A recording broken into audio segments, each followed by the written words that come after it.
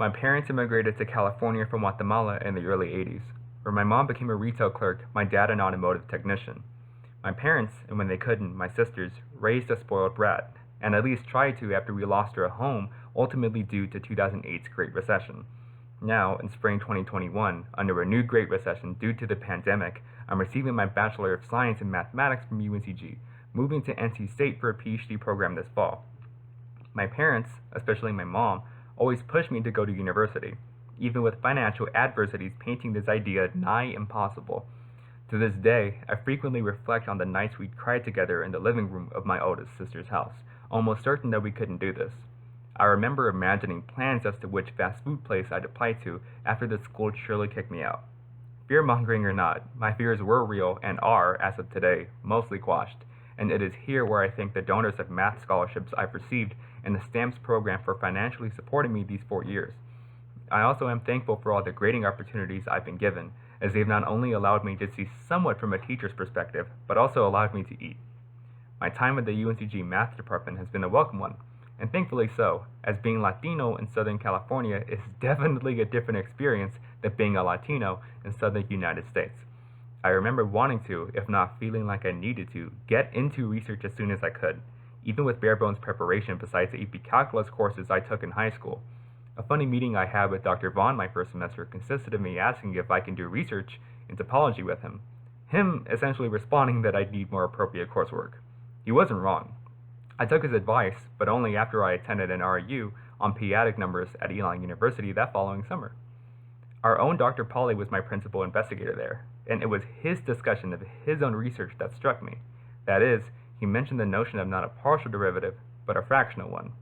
After the RU ended, I asked him for resources on fractional derivatives, which he graciously provided. This is where my love for analysis, or rather, the art of inequalities, began. After getting accepted into the disciplinary honors program, I took honors variants of ODEs and real analysis, respectively learning in detail about the Picard-Lindelof theorem and the Cantor set, also learning how to present and communicate these ideas to an audience. Going further, I've probably taken, if not sat in, every course relating to analysis or differential equations that this university offers, graduate level too, besides complex, unfortunately. Further, I took an independent study on dynamical systems with Dr. Rao.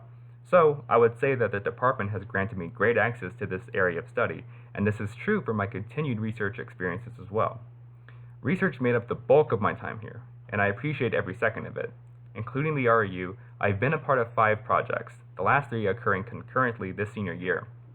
Learning the preliminary tools was always an experience, as I would hear names, theorems, and concepts I wouldn't hear in class for a year or two, if not ever. From each research head I've worked with, they've always wanted me to know foundationally what is going on with a given problem. On campus, I've worked with Dr. Chabaji on 2 projects on reaction diffusion models, Dr. Smythe on empirical study of the simplex algorithm, and Dr. Rao on modeling COVID-19. In fact, the first work I've done with Dr. Chabaji is to be published soon in the Q1 journal Advances in Nonlinear Analysis, which was fantastic to tell my parents. Met again with tears. At this point in my life, I probably breathe, think, and dream the prefix eigen.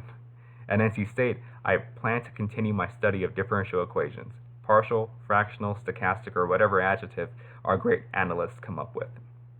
Finally, it would be a disservice if I were to omit any mention of Math Club. I became involved with the club my freshman year, becoming vice president the sophomore year, and president these last 2 years, although we decided as a collective. While numbers fluctuated, a distinct portion was always there, and became new friends of mine. Both the ability and the facility of normalizing discussion of mathematics down to even the conversational level was probably what made me feel the most welcome.